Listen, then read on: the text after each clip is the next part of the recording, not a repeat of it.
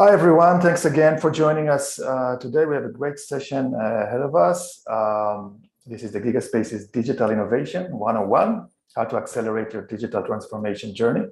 My name is Noam Herzenstein. I'm Director of Product Marketing with GigaSpaces. And co-presenting with me today is Ari Ben Yehuda, Product Director. Just for those of you who are not familiar with GigaSpaces, just very briefly, we've been around for a couple of decades. We are among the pioneers of in-memory computing. As you can see here on the right, we have some of the largest companies in the world trust us, our data platform with their data. The likes of Bank of America, American Airlines, Goldman Sachs, UBS, Stellantis, and many, many more. So today's session is going to focus on a rather new architecture paradigm called the Digital Integration Hub and how it can accelerate digital transformation. So before we really start, just a very quick poll for you guys. We're gonna show the poll on the screen here shortly, anonymous poll. And the question is really, where are you maturity-wise on the journey for digital transformation? So if you can take a few seconds and vote, and we'll share the results shortly.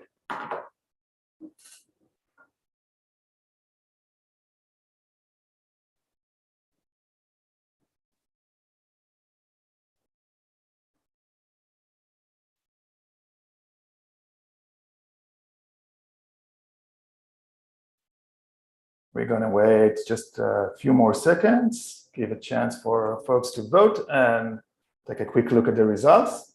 Then we're going to start.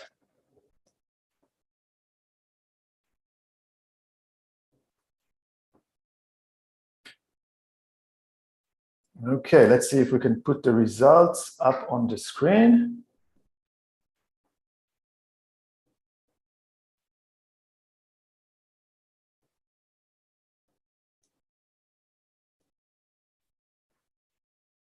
Few more seconds.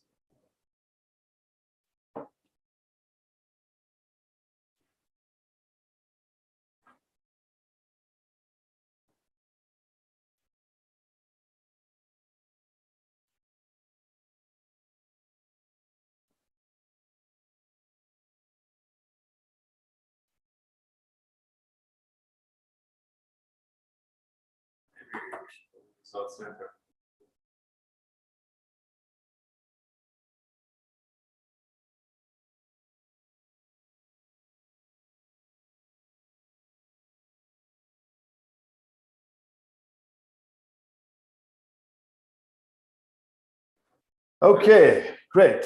So let's take a look. The 38% voted that they are in early phases of digital transformation. We have a few that haven't started yet, 90%. 30% are in the planning and design phases. 25% are in advanced stages. And not surprising at all, 6%, I would say only 6% indicated that it really successfully completed their digital transformation journey. Great, awesome. So let's get started. So let's talk about digital transformation, right? So why do we do digital transformation? It's not for bragging rights. It's not just to check the box. We have, it's not because of the pandemic. By the way, digital transformation started way before the pandemic. Of course, it was accelerated due to the pandemic. But really, the reasons that we are doing that, starting from the business side, right? We have business objectives that you would like to achieve, whether it's looking at revenues, whether you're looking at market share, reducing customer churn, operational efficiency, reducing cost, etc. But it's really all boils down to the customer experience, right? The consumer taste has shifted. Everybody would like to consume their services via digital channels. Everybody is doing it. Our competitors are doing it, right? In every space, all the other players are doing it. So it's no longer a question of should we do that, or even a question of when should we do that. It's more of a question, how can we get there as fast as possible? And we don't have the luxury to wait. And we'll see some examples around that. So those are kind of this is where we start, right? We have our business objectives. But as we start on the path to digital transformation, we many times come across those kinds of technical challenges, right? And many of the technical challenges stem from the fact that we have a lot of legacy systems, legacy platforms in our organization.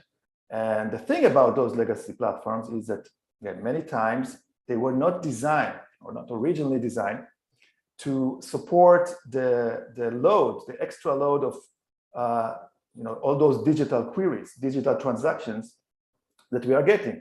And then we are starting to look at issues like latency, right? The performance, how fast the data is traveling back to the application, scalability, right? A lot of the legacy platforms were not designed to scale and to support the real-time transactions that we have, right? But actually, a lot of those system of record applications were designed for more of a kind of batch use cases, right? Operational reporting, run overnight, and they were not really designed to support the real-time digital consumption that is expected from the new digital applications, right? Some other challenges, technical challenges, stem from the fact that data is scattered across different places, right? So we may have multiple databases, multiple systems of record, and the business entity, right? Whether it's a customer, or account or something else, the information about it is in lots of different places. So we get a 360 view of, for example, a customer requires us to look at lots of different places. They are not always synchronized. Another kind of side of a similar problem, we sometimes have silos, right? Sometimes across business units. We see it a lot, by the way, in insurance companies, where, for example, your health insurance is all housed and managed in one mainframe, for example, and the property and casualty is all managed in a completely separate mainframe. But for me as the consumer, right, the customer of this company, if I have several policies, I would like to see it all on a single screen when I log into the app. I don't care that there are silos and business units behind the scenes. So those are the kind of technical challenges that we are facing. And I would like to give you maybe 3 or 4 actual examples. Those are from customers of ours and companies that we are working with, just to give you a little bit of a taste or flavor of the types of challenges that you get.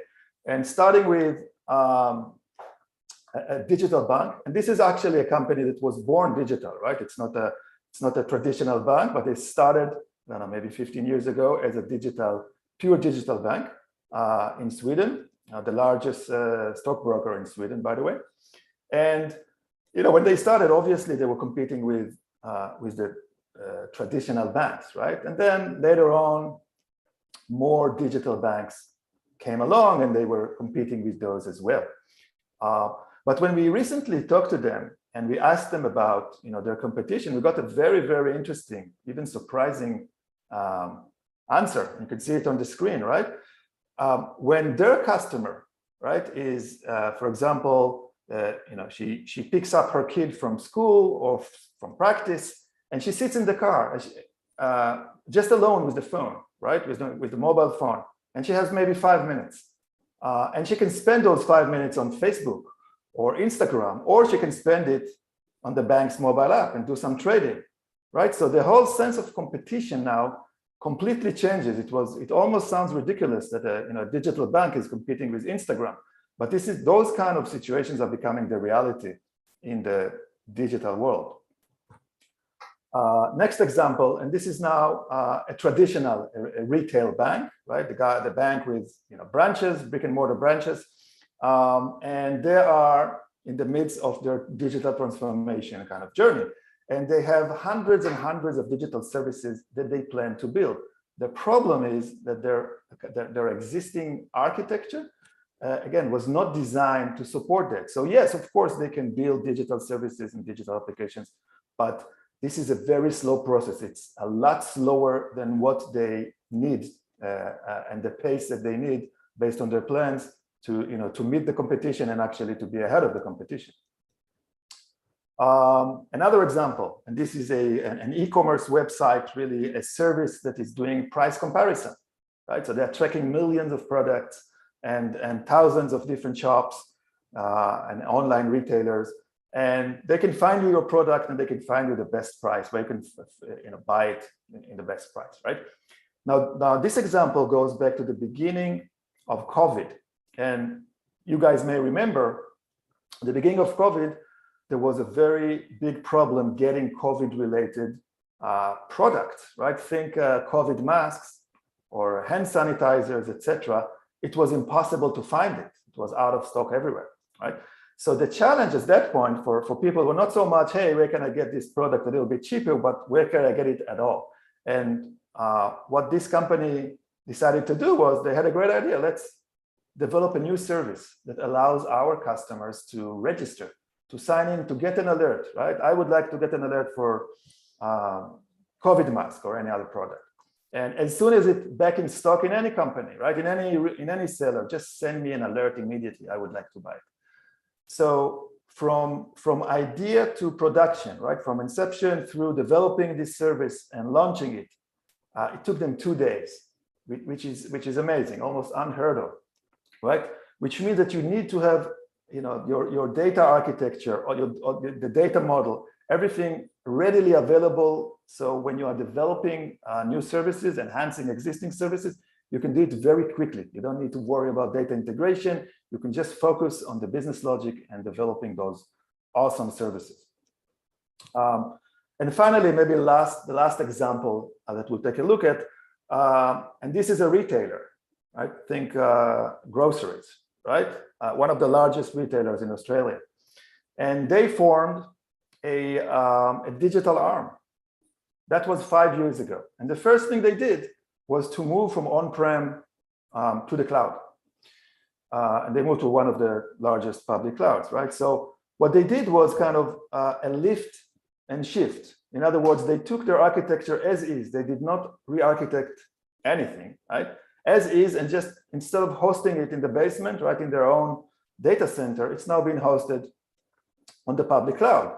The thing is that since they didn't change anything, they are still relying on pretty outdated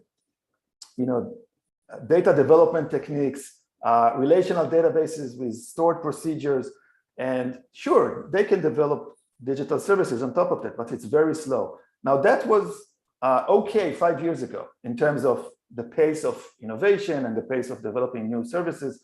But fast forward 5 years, right? Certainly through the pandemic, and now this is no longer enough, right? This is just slowing them down, and the fact that they need sometimes 3 or 4 different functions in the organization, just not even to develop a new data-based service, but even to change something in an existing digital service.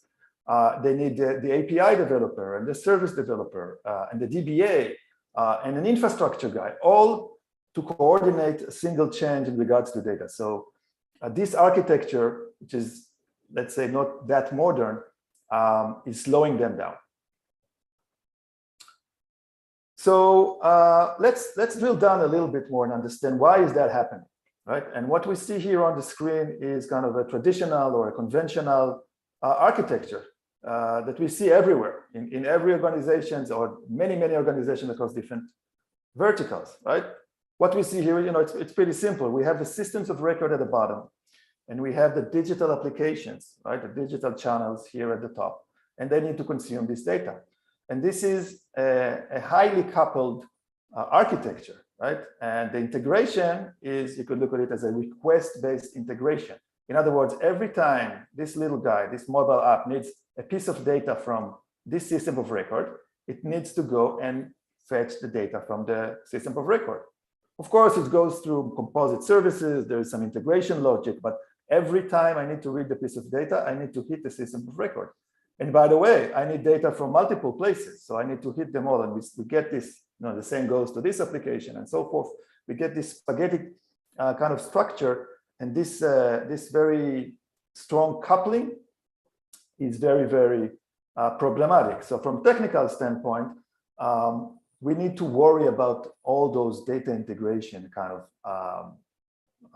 efforts, right? And so rather than spending on just building business logic, we need to make sure that we are synchronizing between different layers. Maybe we put a cache on top of that. We need to synchronize between the cache and the data store and make sure that the data that is getting to the digital services is the right one and the most up-to-date one, and it's fresh and so forth. There's a lot of challenges, a lot of coding. We need to sometimes reinvent the wheel because what we did for this application, we need to do for that application and so forth. So a lot of technical challenges. And of course, at the end of the day, this leads to business implications, right? And maybe the most important one is that you are very slow to introduce new digital services. It's just, this architecture is not really empowering you to really develop very fast a large amount of digital applications. And there are additional business implications as well. For example, if there is some regulation involved in your environment, could be open banking, could be CO2 emissions, could be COVID-related regulation and so forth, then if you are late in launching your digital service, it's not just a business impact, it's also a regulatory issue, maybe fines, maybe other implications.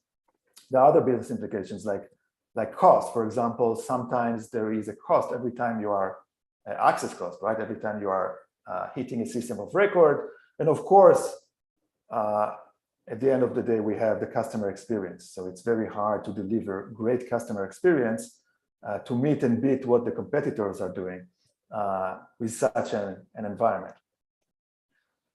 So today we would like to kind of introduce or discuss a new paradigm, a new type of architecture. And you can see it here. Let's just highlight it. It's called a digital integration hub.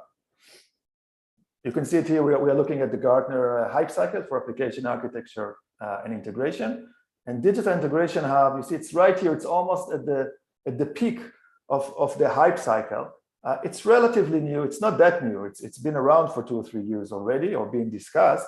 The terminology, the term digital integration hub, or DIH, was coined by Gartner, but it's really reflecting a trend that has been going on in the industry in recent years. And we would like to kind of talk about that today. So let's look at a DIH-powered architecture, right? So what we see here, and you can, if you kind of compare it to the architecture we've just seen 2 slides ago, if you remember, the one which is really heavily coupled and there is a request-based integration. The main difference when we are talking about a digital integration hub architecture is that we are decoupling between the data APIs, right? The ones who are powering the digital applications, decoupling between them and the systems of record. So now we have some kind of middleware, if you will, it's a high-performance data store, and which includes a unified data model. All the relevant data, in other words, all the data that is required to power those digital services is being replicated here to this data store, right? So it's not replacing the systems of record. They're still doing exactly the same, but we have a real-time replication.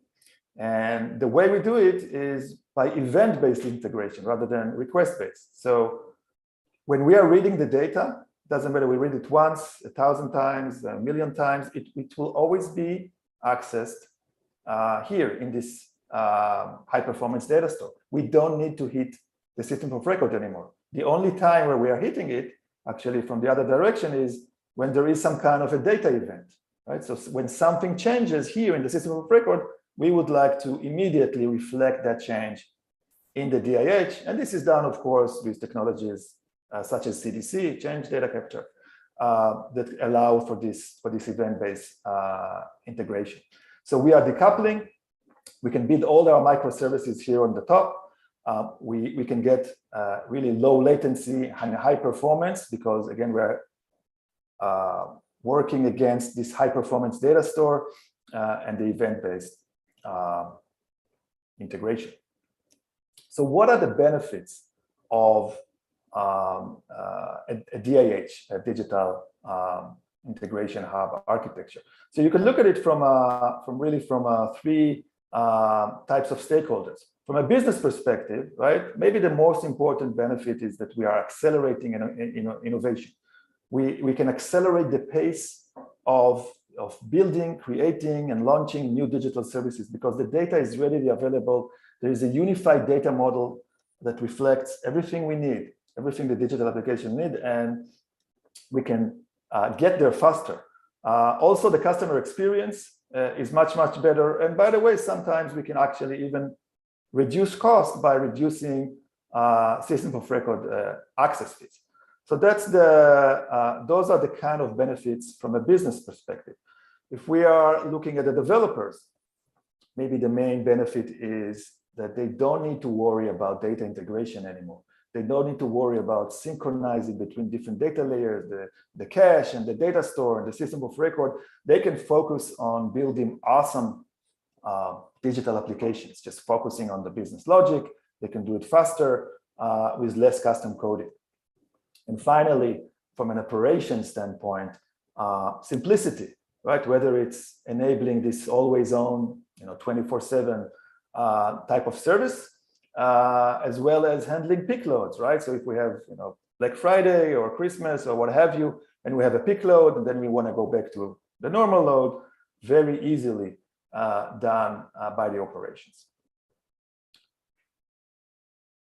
So at this point, we would like to kind of drill down a little bit more and take a look at Smart DIH, which is our implementation of an out-of-the-box digital integration hub. And Ari will take it from here. Thank you, Noam. By the way, people say that we look alike. We're not the same person. This is the reason that I wear glasses, so you can tell the difference. So, Smart DIH. As Noam explained, the DIH architecture is made of three main layers. And our product, our Smart DIH, combines all those three layers into one holistic product. And the three layers, as you can see them here in the middle, you have the host layer in the middle. They are robust and well-known data grid that has a great performance with low latency, and the other features that I will get into later, which holds the data for immediate serving. We have the integrate layer on the bottom that knows how to integrate and how to ingest changes through a CDC mechanism from all different kinds of data sources. You can see some examples down below, RDBMS, SQL and non-SQL, many types of legacy data sources, just to name a few, DB2, IMS, vSAM on ZOS or mainframe, as some of you may know it. And of course, cloud, all kinds of cloud data sources. The main idea of this layer is it can integrate easily with any data source with the minimal customization, even if it's not provided as an out-of-the-box connector of ours. On the north side, or on the top, or the top layer, is the digitized layer, as we call it. This is the microservices layer, where we introduce APIs or microservices that let applications, digital applications, consume the data, and those can be integrated into all kind of applications, web application, operational applications, mobile applications, etc., as well as to reporting tools. Of course, we can replicate this whole cluster into other clusters. I will get into it a little bit later. And on top of all, we have orchestration done by Kubernetes and our tools for configuring, monitoring, and controlling the whole cluster. So I will now get a little bit into details of each of those layers. So when talking about data integration, where some of the features that we provide the ability to collect data through different mechanisms, CDC, ETL, batch, streams, and like Noah mentioned, it's all event-driven. So all this information is updated in almost real time within our data store and ready to be served to the applications. Whatever data that is ingested into the system is validated and cleansed in order to avoid issues of data, which is something that usually whoever works with data knows that this is something that may cause delays of update or data, all kinds of data issues. Data is registered, so you can trace back the origins and the data, where data was loaded from. And finally, we distribute them into the partitions of our hosting layer. Oh, one more thing that I forgot to mention, the no-code thing. All of this is done by configuration only through UI or through CLI. No need to code. One other cool feature that that we have is while having a CDC stream, many times the schema of the origin or the schema of our data store is not constant. It keeps changing. We add a new table to the system of record. We want to introduce a new table to the services that serve the data. We have some data issue for all kinds of reasons, and we want to patch all data. We have some transactions that are missing from past banking activity, for instance. Usually, when working with CDC stream, you have to stop the update for such events, assuming that the tables depend one on another in order to maintain one level of updatability. But we developed a unique mechanism that allows you to keep the CDC stream running, and on top of an active CDC stream, which means that you still get all the updates flowing in for all the existing tables. You can still add a new table from the system of record that will have the same transactional status as the other tables. You can also patch all data without interfering with the existing CDC stream. And this is all done, as I mentioned, by a unique mechanism that we introduce as part of our data integration layer. Now let's talk a little bit about the host layer, the data grid or data grid. So regarding organization, our data grid is organized as a multi-partition cluster where we can scale it in and out as needed. We have the ability to balance between performance and cost with storage sharing. I will get a little bit into it in the next slide or two. And we know how to ingest and maintain all kinds of format. We can maintain structured data, data that comes from relational databases. We can maintain semi-structured, structured documents of all kinds, and we also know how to deal with unstructured textual data. Our data store is highly reliable. We are fully ACID, and I guess all of you know what ACID means. No need to get into it. With the high availability that is a part of our architecture, no need to take care of that separately. And we have an event-driven data freshness mechanism as well. I will get into it a little bit later.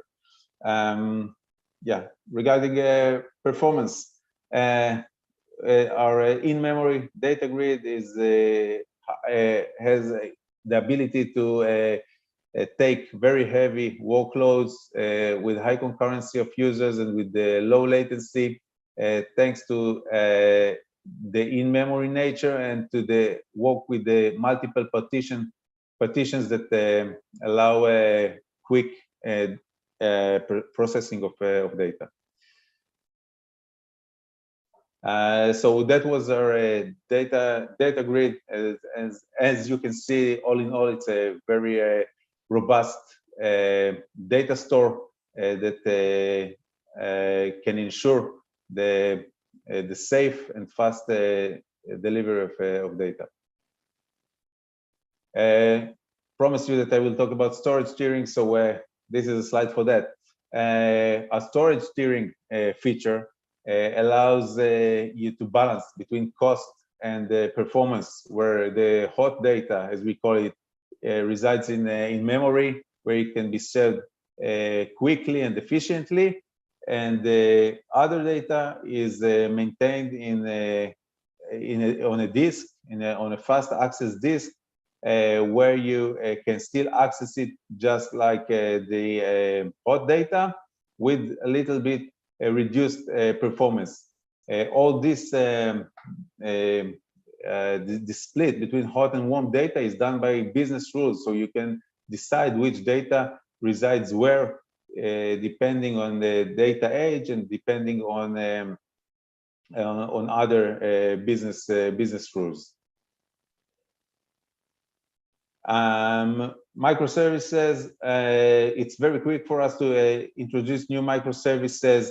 We have a low-code microservices based on the SQL, where you can just create your microservice, introduce it to the API gateway, and then manage its lifecycle easily by standard DevOps tools. A couple of words about the holistic view of the data integrity. Since we are one holistic system and we are not really three separated layers, we can assure the full transactional behavior from data source to data store. We can assure the validation of the data and apply logics in the data store as well as in the ingestion process, and we provide monitoring tools in order to see that the data completeness and identify any issues if occur, as well as I mentioned, data freshness, that we know to identify issues with data on the data source and reflect them in the API. All orchestration is done by Kubernetes standard. Kubernetes were natively Kubernetes cluster, so you can actually deploy your whole system on top of our services as part of the same Kubernetes cluster. We use all the classic and standard tools. I will not get into them right now. And we have vast management and control tools, UI and CLI, for all three layers, for monitoring and troubleshooting. So we can identify any issue and we can operate it from within those tools. Regarding deployment, I mentioned our ability to replicate our cluster to different locations. It can be on-prem, it can be cloud, either private cloud or public cloud. So just to name few of the topologies that are supported as part of it, this is a natural or native cloud deployment where we have one cluster that resides on the cloud. We have the hybrid on-prem and cloud. We can have two clusters that one is replicated to the other. By the way, replication can be bidirectional, but it can also be a subset of the original cluster. So for instance, we can have some data or the full data resides on-prem, and we can replicate only a portion of it that is relevant for our cloud applications to our cloud cluster. Multicloud, we can have a multi-cloud deployment where data resides on different clouds. Again, each cloud may hold a subset of the whole data for different purposes. You can use one cloud for analytics, another cloud for serving applications, etc. And we can also hold more sophisticated deployments where you have multiple clusters on-prem, multiple clusters on cloud, and you can synchronize between them all bidirectionally. Well, to summarize that, Smart DIH unique value is our fully ACID in-memory data grid that is optimized for speed and scale. We support all kinds of data formats, as I mentioned, structured, semi-structured, unstructured. We have a fast and seamless data source integration with no downtime required, inherent support for different topologies, just to name few: hybrid, multi-cloud, disaster recovery, high availability of all kinds, multi-protocol for our APIs, and the ability to communicate and integrate with an API management tool, and as well as freshness awareness. And we have the storage tiering that is driven by business rules for cost optimizations. So that was a quick overview of our Smart DIH solution. Now Noam will get a little bit into actual use cases of our Smart DIH. Thank you, Ari. So we'll just take a few minutes to discuss, to take a look at some use cases. So if you're looking at kind of horizontal use cases, the two main use cases where a digital integration hub can really be valuable. First one is application modernization. So a DIH is a great enabler for application modernization. And we can see here how it's really done. So if you look starting from the left, step one is you are decoupling, right? So you are adding a DIH, which is kind of a middleware. You have decoupling between the digital applications and the systems of record. At step two, you are starting to modernize your application, your system of record applications, and you can do it at any pace that you like, whatever makes sense to you. So in this example, we are starting with this guy, maybe moving it to the cloud, and then we can do the next one and the next one. And at the end of this journey, if you look at step number 3, we were able to modernize all our applications or system of record applications, and they are all connecting to the DIH. What's really powerful, and the reason why a DIH is a great enabler for application modernization, is that once we decoupled, the digital applications at the top don't really care, right, what's going on at the bottom. They don't really need to know the data model as it is at the original system of record. You know, maybe something is coming from mainframe DB2 and some other data is coming from Oracle, and then maybe we have some NoSQL, document type data as well, right? Once we decoupled, we have a unified data model in the system of record, right? In this high performance data store that is in the middle. And when we are modernizing the applications at the bottom, we don't need to make much changes. Sometimes we don't need to change at all any of the coding at the application at the top. So this is one kind of major use case. Allow for gradual modernization. You don't have to do it all at once. You don't have to do all of them, by the way. And decoupling the impact from those digital applications at the top. The next one, kind of similar concept, but here we are talking about the journey to the cloud. So a DIH is also a great enabler for cloud migration. When we are talking about cloud migration, it might be that your the end result that you're looking for is a complete move to the cloud, right, all the way to the cloud.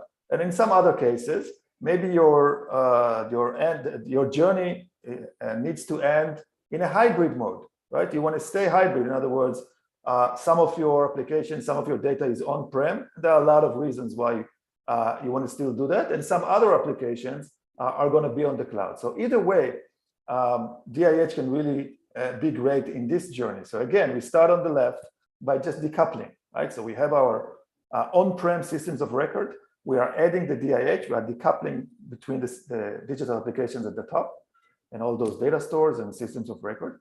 And then we are gradually moving systems of record or system of record applications to the cloud. What we see here in this example is that we can add another DIH, right? So at step number 2, we really have 2 DIHs. The one on the left is the one on-prem, and it keeps talking to the on-prem systems of record. But we have another cloud DIH, and we can replicate the data. So you have real-time replication on the cloud, representing the same data that we have available on the on-prem DIH. And then we can gradually introduce those cloud systems of record to talk to that cloud DIH. So like I said, sometimes you want to end the journey in this configuration, which is a hybrid configuration. And sometimes you want to go all the way, and then you'll reach step number 3, where eventually all your systems of record were converted to the cloud. You have a DIH in the cloud, and at that point, you don't really even need the first DIH, the one on-prem, and you completed your cloud journey. So those were 2 kind of horizontal use cases. But if you want to take a really brief look at examples of vertical use cases, right? So if we think about financial services, banks and trading. So think about things like instant payments or trading. And trading can be real-time trading platforms, algo trading and the like, and also what we need to do after, right? The post-trade reconciliation, because every day we have to reconcile and then report it back to the regulator, etc. Also think about things like calculating risk, right? Credit risk, market risk, fraud detection. So there's a lot of things that we can do in financial services, but we have lots of other examples in other verticals, whether it's logistics, whether it's operations, in insurance situations where a very typical use case is customer 360. Again, being able to grab all those silos and present a coherent view of the customer, both internally and to the end user, to the customer themselves on the digital channel. Transportation, forecasting, operations. So there's a lot of different use cases where a digital integration hub can be a great enabler. So we would like to, you have a few minutes left, and we would like to do a quick Q&A session. So you have the Q&A box. So please feel free to, we'll take a moment and write us in this box any questions that you may have for myself or for Ari. So we'll maybe pause, give you guys a chance to post any questions that you may have. And just while we wait, just in terms of the context, we started today with kind of digital transformation 101. We talked about the concept of, or the architecture of a digital integration hub, and we drilled down just a little bit, but we have a lot more to share with you guys. So, please visit us on our website. We have live demos, we have technical collaterals. We have upcoming events and webinars. This is, by the way, the one that you see here on the screen is the next webinar that we have in July. We're going to focus on Kubernetes and data replication, and including the live demo. So thank you guys for your time. Please, again, you have an opportunity, if you haven't posted your questions on the Q&A box, now is your chance. And let's pause for a moment and let's take a look at the questions that we got. So one question that we have is, will it be possible to see it again, the recorded session? Of course, everybody that signed up to this session, including the ones that didn't have a chance to join us today, anyone that signed up will get a a link, an email with a link to the recording of the session. So no worries there. Let me take a look at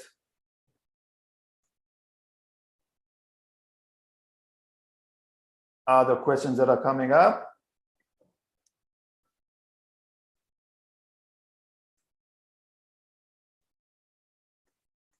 Again, we still have a few minutes, so feel free to post some more questions for us. And let's take the next question. And the question is, that's a question for you, Ari. You mentioned data segregation with relation to Kubernetes. What other security methods do you employ? Okay, security. We employ several security mechanisms in order to ensure security from different aspects. All of them are standard security mechanisms. Just to name the main ones, we have different levels. On the very bottom level, the persistence layer, we have data in rest encryption, support for data in rest encryption, where you can customize it to work with any encryption method that you like. We have a role-based access control for both data security as well as operations security over the data grid. We secure data transport using standard protocols, SSL, TLS, and we interact with this with an API gateway that allows you to apply services security on the API gateway level. We use the Spring Security Framework as a general framework of our security features, and we know how to integrate with all kinds of enterprise systems like Active Directory, like Vault for keys and secrets, and the different control systems in order to monitor the system health in terms of security and other aspects. Great, thank you, Ari. Let's take the next question. How would you go about building a DIH if you use a MongoDB? Okay, this is a great question. So we didn't have a chance today to focus so much about how do you actually get there? How do you get to a DIH architecture? And maybe we'll cover that in another session.